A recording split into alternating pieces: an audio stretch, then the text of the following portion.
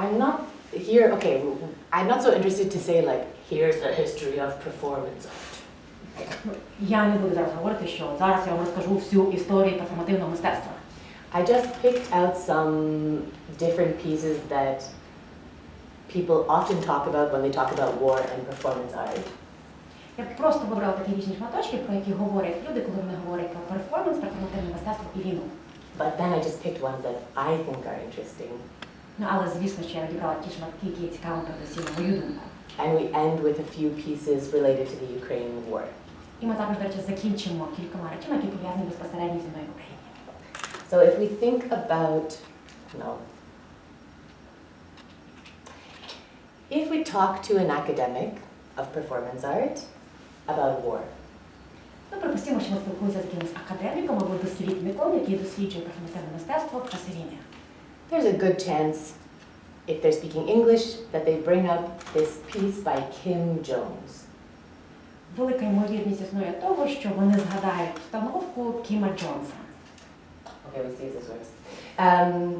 So Kim Jones was a veteran of the Vietnam War as an American. Кім Джонс є американцем, і він ветеран В'єтнамської війни. And in his time in Vietnam, he had the experience to light fires to smoke out rats. І коли він служив у В'єтнамі під час війни, у нього був такий досвід запалювання пожеж для того, щоб димом викорити всіх щурів. So he made this performance about having PTSD from the war in 1977 in California. І він створив цей перформанс на тему ПТСР. Це було в Каліфорнії 1977 рік. Який рік? 1977. I think so. 1977, якщо не помиляюся. Maybe 76. Можливо, 76, але десь в тому діапазоні. But in the performance, he had 3 rats in a cage, and he lit them on fire. Але під час цього перформансу у нього було 3 щурі у клітці, і він їх підпалив. Блядь. But we have the same problem now in Ukraine in the fields. Where there's a lot of rats, and so Через війну. Another про те, що ми не викурюємо щурів, нас гинуть тварини на полях через Ні. Нас дуже багато зараз щурів, просто вони військові всі в щурах, просто з голови до ніг. Це We катастрофа. have the same problem in Ukraine right now because there are a lot of, not maybe rats, but like field mice in the fields where the military are fighting. And so like our service members have this big issue because there are mice everywhere. yeah. So in a sense, it's very normal to do this in a context of war. Тобто, певною мірою, в принципі, нормально таке робити, підпалювати, так, щоб викорити щурів, особливо в контексті війни. Ну, в контексті війни, не в контексті перформансу. Well, in the context of the war, but not as part of a performance.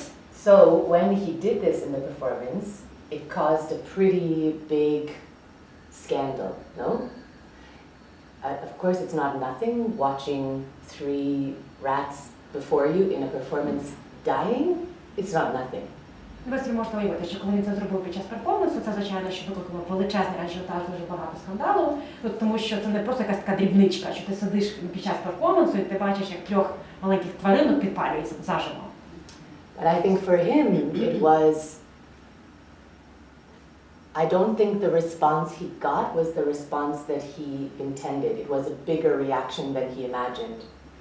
Але при цьому я думаю, що та реакція, яку він отримав, насправді не та реакція, на яку він очікував. Тобто він думав, що не буде аж настільки все роздуто. Because when we change the context, when we change the audience, what's happening changes very strongly. Коли міняємо контекст, коли міняємо аудиторію, то відповідно дуже змінюється те, що відбувається. Could you tell me the rest of it? Yeah, and then? At that's an email address. Yeah. AHL. Okay. America House Lviv. Thank you. AHL, the capitals.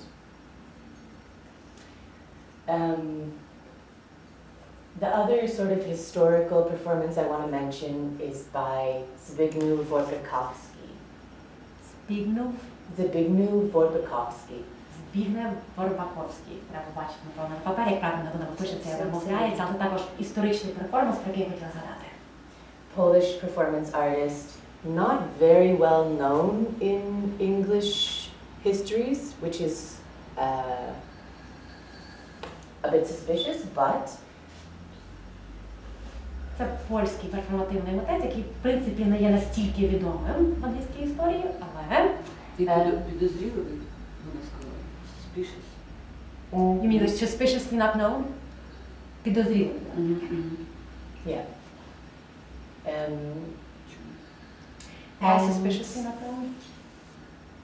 Oh, I think it's about him being part of an Eastern Bloc contingent of performance, and so work circulating less, and so being less known. Ну, я думаю, що це пов'язано з тим, що він був частиною східного блоку, того східного контингенту перформативних митців, і відповідно робота не настільки просочувалася. Тобто те, що відбувалося в східному блоці, не настільки просочувалося за його межі, тому про нього менше знають. Це перформанс театр небезкарний?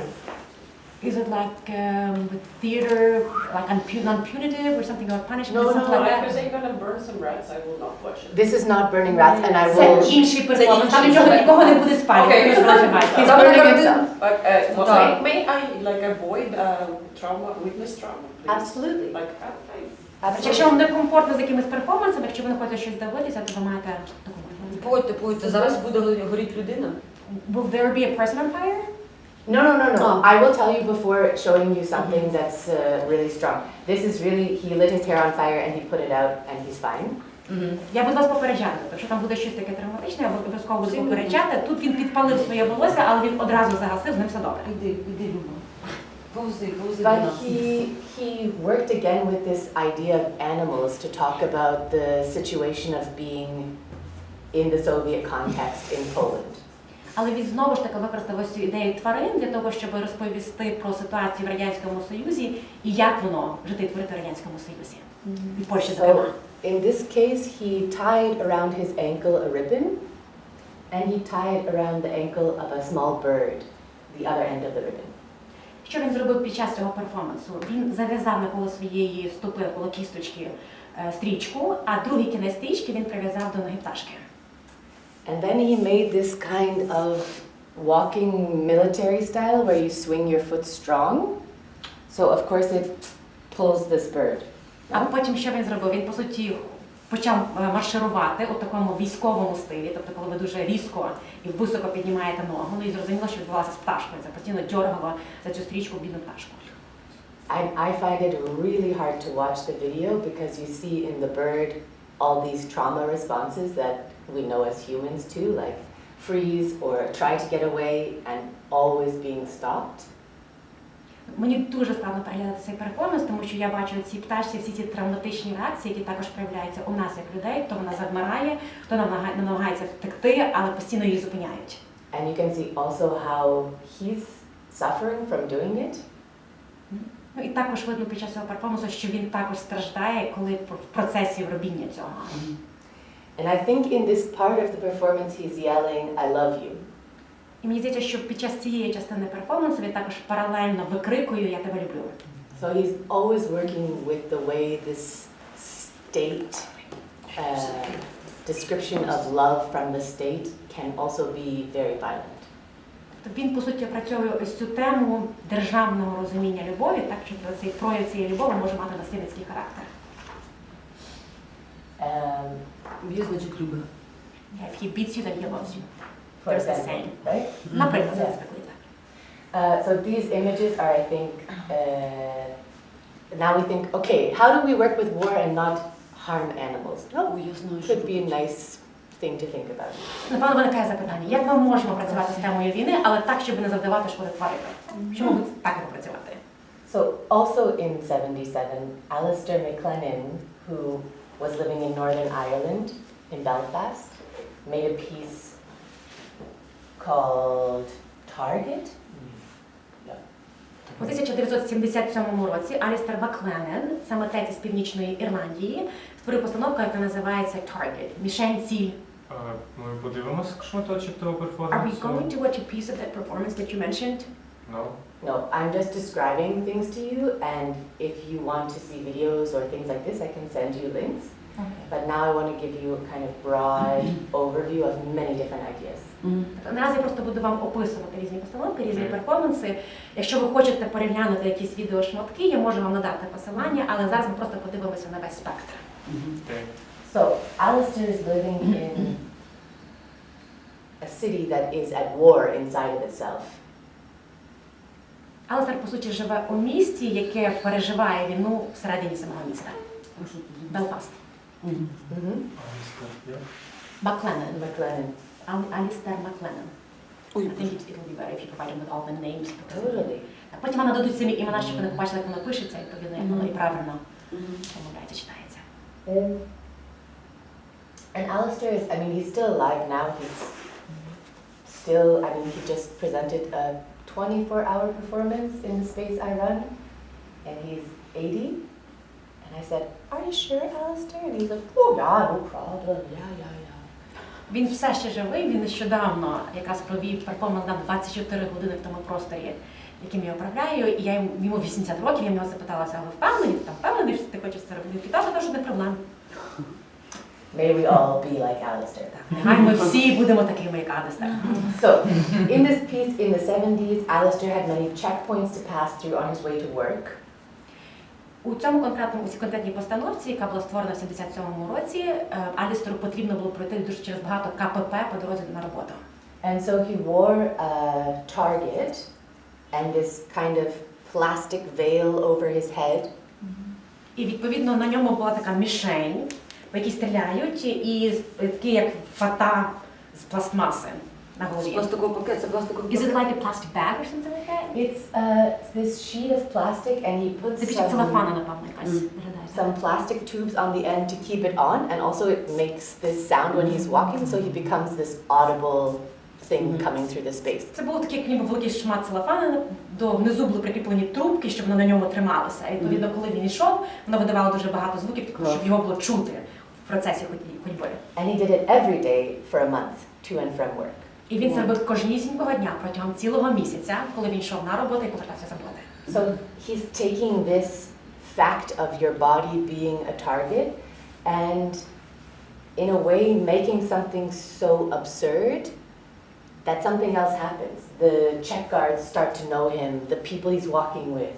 Тобто він, по суті, доносить ось цей посил, що твоє тіло як нібито мішень, але при цьому, що через те, що такий дивний ти привертаєш увагу, щось паралельно інше починає відбуватися. Наприклад, там охоронці тебе вже починають знати, вони тебе вже впізнають. Люди починають до тебе підходити, щось з тобою говорити. So here the performance feels more like it's for the people who are stuck in a similar situation as him and for himself to make life livable. Тобто виглядає так, що цей перформанс націлений на тих людей, які застрягли в такій самій ситуації, як він, і цей перформанс саме для нього, щоб якось трішечки хоча б зробити його життя більш схожим на життя. Whereas for Bukowski with the bird, I have the impression that he's trying to say to those, he tries to represent the situation of harm, and here Alistair tries to change what's happening in the moment of harm. Якщо говорити про польського митця, про цю пташку, то в мене таке враження, що він просто більше зображає ситуацію завдання шкоди, тоді як Алістер більше робить акцент на тому, як можна змінити момент завдання шкоди, або те, що відбувається, коли навколо шкода. А що це за місто, що це за країна? Я перепрошую, я просто не в курсі. Can you tell us more about Belfast in the country? Because I'm not really sure about what happened there. I'm not real on top of the context. Yeah. So it's a really big thing to say, but basically there was a very strong civil war in the city with lots of bombing, killing,